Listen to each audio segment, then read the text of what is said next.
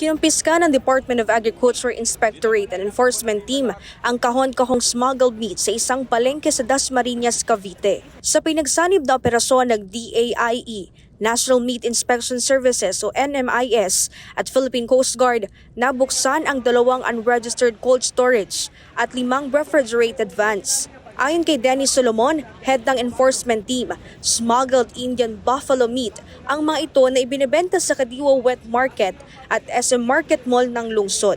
Bukod dito, ibinebenta rin ang mga karne sa mga restaurant at paresan. Aabot sa higit 1,700 kilo ang nasabat ng mga otoridad na katumbas ng halos kalahating milyong pisong halaga ng smuggled Indian buffalo meat. Ang Indian buffalo meat kasi wala namang problema sa importation yan. Kaya lang, ang binibigyan lang ng mga lisensya na yan, ang permit na yan, ay para lang sa mga food processors. So itong mga ginagawa kasing corned beef yan. So para lang sana sa mga food processors, hindi pwede sa wet market. Anya hindi na maganda ang kondisyon ng karne dahil sa masangsang na amoy at mishandle din na mapanganib sa kalusugan ng tao. Hindi maayos yung kaka-handle nila ng meat.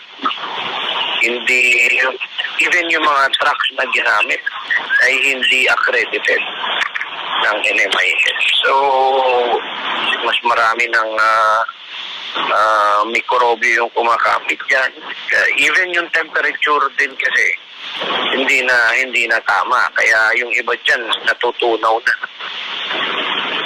Nagkakatas na kumbaga.